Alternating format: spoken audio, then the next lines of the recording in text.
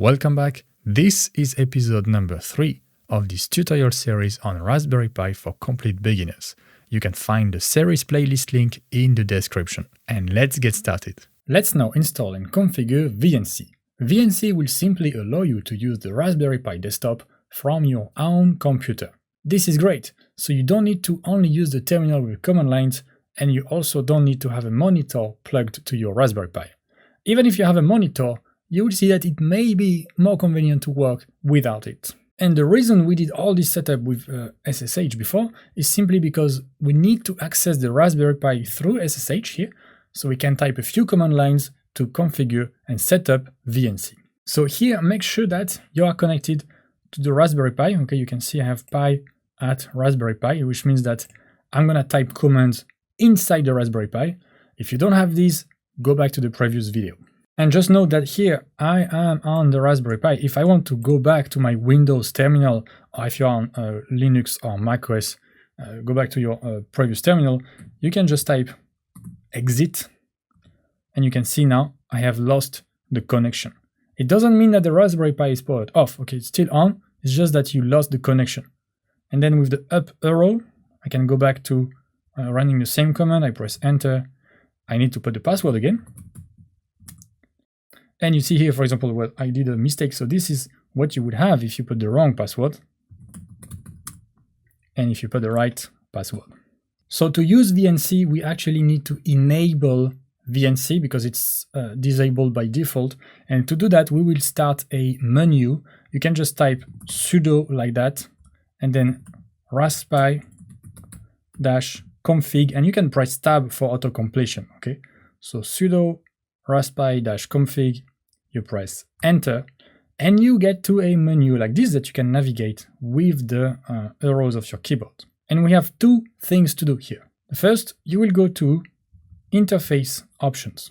So you press enter, then you go down to VNC, press enter, and would you like the VNC server to be enabled? You're gonna go on yes, press enter. Okay, and you should go back to the menu. The VNC server is enabled. You press enter again, and you are back to the menu. Now we're gonna do one more step. You're gonna go to system options. So that's the first menu here. You press enter, and then you go on boot auto login. So you should have a menu that looks like this, and you're gonna choose desktop or maybe desktop auto login. So just in case the default is console, it means the desktop is not gonna boot. So with VNC, because we want to get access to the desktop, we want to make sure that the desktop is enabled. And you can choose desktop. In this case, you will have to log in into the desktop. I'm just gonna choose auto login for simplicity. So when we log in actually through VNC to get to the Raspberry Pi OS, we directly arrive to the desktop and everything is correctly configured. So I'm gonna press enter on this option.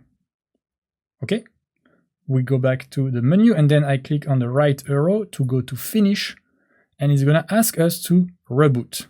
So I can press yes. And as you can see, we lose the connection. Why do we lose the connection? Because, well, the Raspberry Pi is rebooting.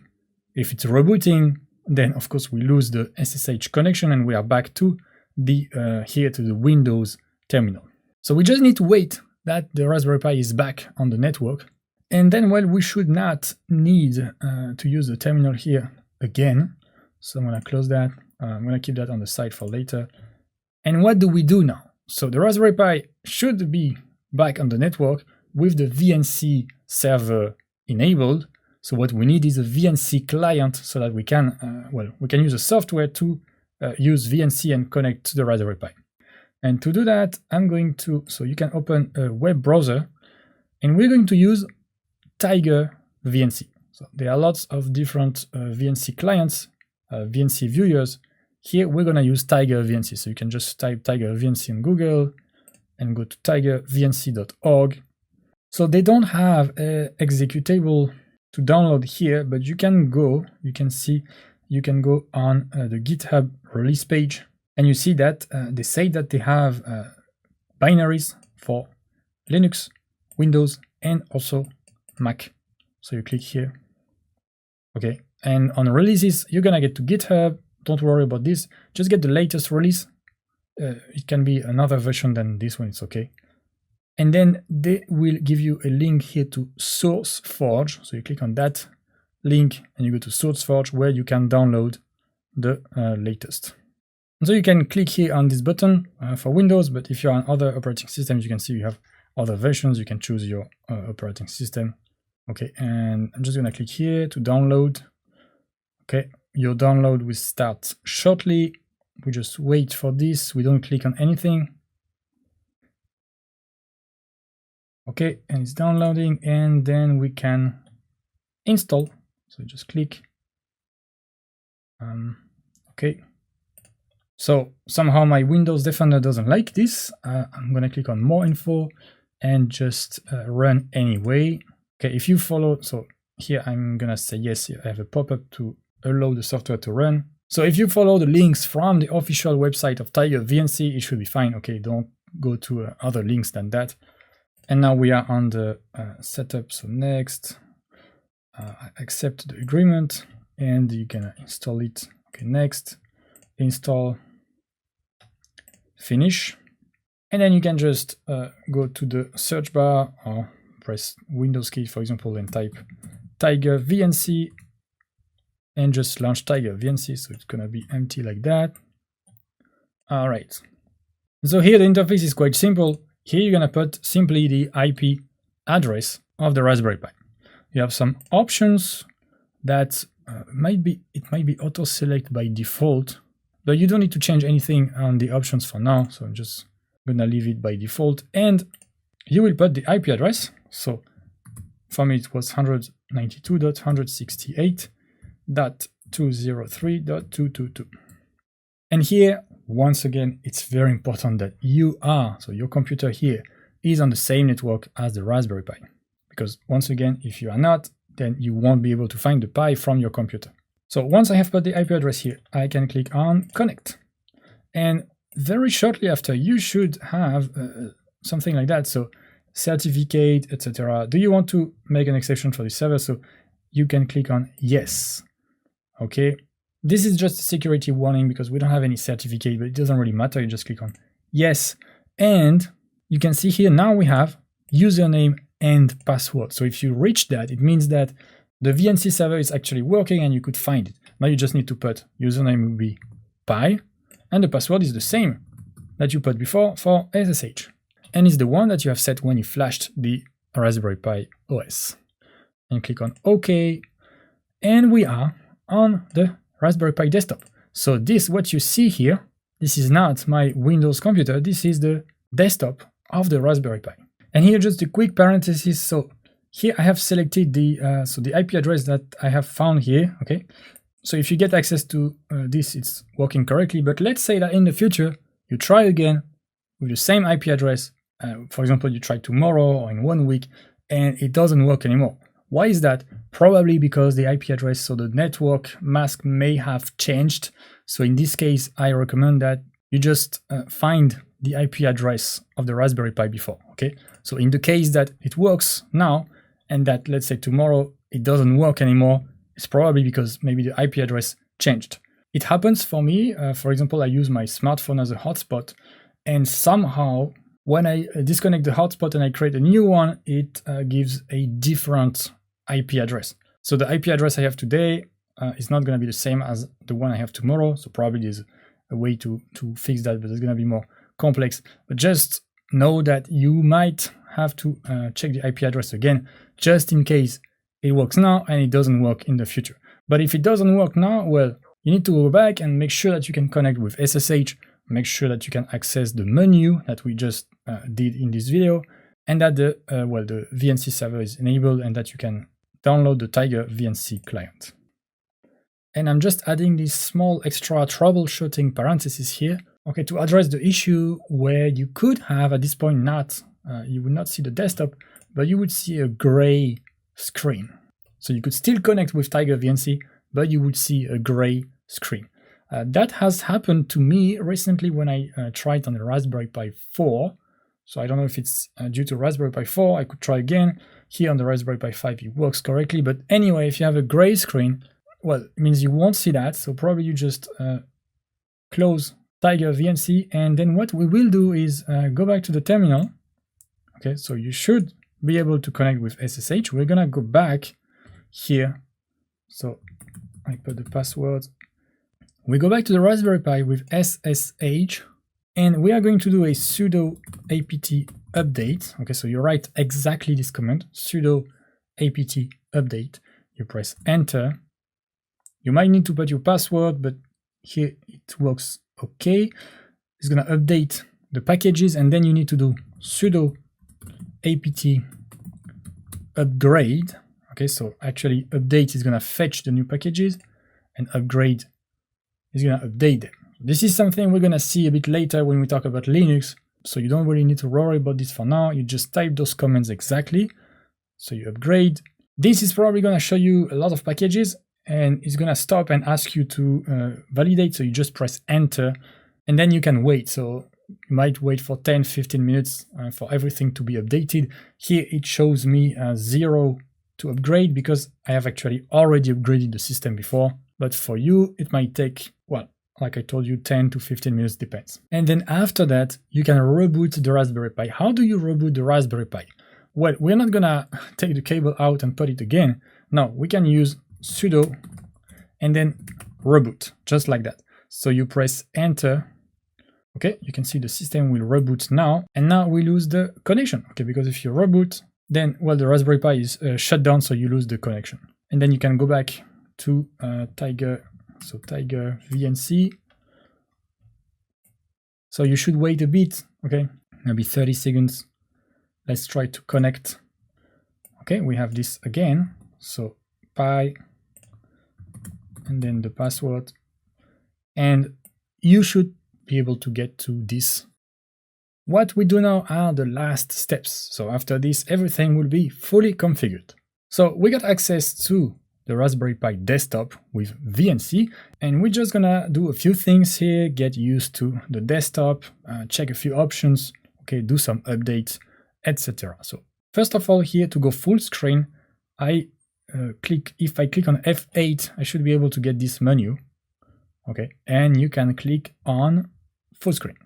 And so if I click on F8 again, so I need to click on the desktop, F8, I can go back to the previous mode, okay?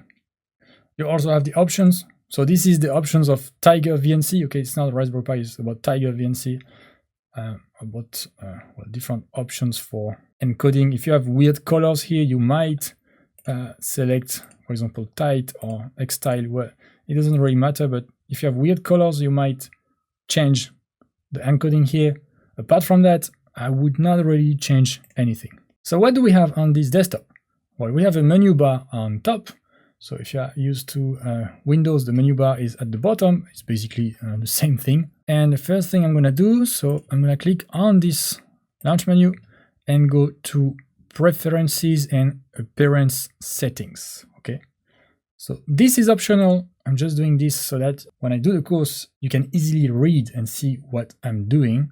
So if I go on taskbar, I can choose the size, okay, and I'm gonna go from large to very large. You can see it's bigger, so you don't need to do that, but it's gonna be easier for you to read on my screen when I record the course. Okay, and I can also put the menu on the bottom if I want. I'm gonna leave it at the top. Now if I go on system, I'm also gonna increase the font size from 12 to, I don't know, something like 15. I might increase it a bit later if I see it's not enough. Okay, so with this, the text is bigger, and you can try a dark theme, etc. Okay, so I click on OK.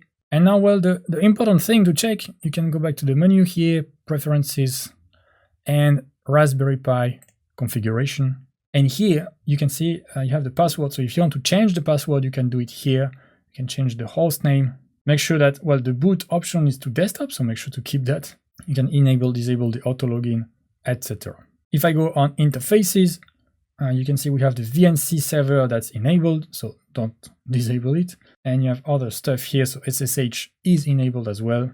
And then, well, on localization, you can also change the locale if needed, time zone, keyboard. So you have all the options here in this Raspberry Pi configuration menu. Then what we can check is, you see we have the Wi-Fi here. So this is your Wi-Fi network. This is the one I have chosen. Okay, you can even see the IP address. We have the Bluetooth that's enabled by default, I guess. I can turn it off, okay, since we don't need it for now. And then that's pretty much it. So one thing we're gonna do is to update the software. So here on the top, you can see we have this updates are available, click to install box. You can see the updates, but you can just install the updates. Okay, and this is gonna take a few minutes. Okay, so you can wait. Now you might think, why do we need to update the system if we just installed it? Well, you installed a version that was kind of frozen at some point, and since this point, there's been new versions for the software that you already have in the Raspberry Pi OS. So by doing this, you make sure that everything is up to date. Okay, and I recommend that as soon as you see that updates are available, you update your system again. So let's just wait for a few minutes. All right, and in the end, you will see this system is up to date. So for me, in this case, it took about, well, something like 15 minutes, so that's still quite long. It's not gonna be 15 minutes every time. Basically, the first time might be long, and then if you wait for a few weeks or a few months and you don't update your system, of course, there's gonna be more packages to update. So if you do it quite frequently, it's gonna be quite quick.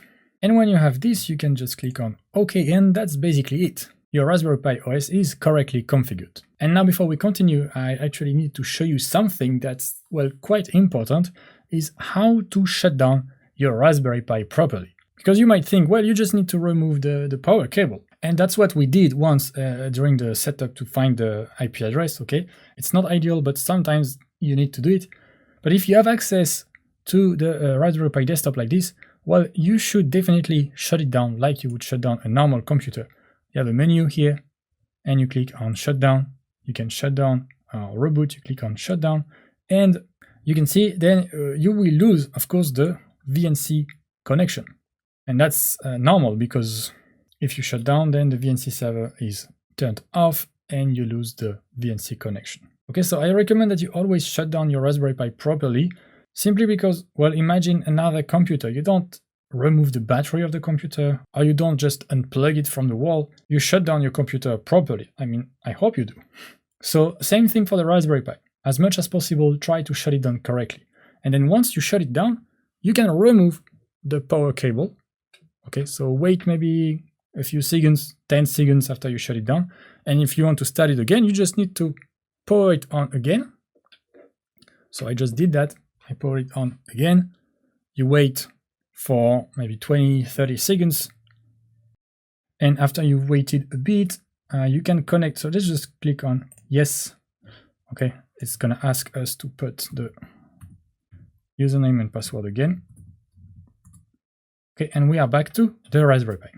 Alright, that's the end of this episode. If you found it useful, you will definitely like my full complete course on Raspberry Pi named Raspberry Pi for Beginners. This course contains 10 hours of hands-on video lessons. You can find the link in the description. Thank you for watching. See you in the course or in the next tutorial of the series.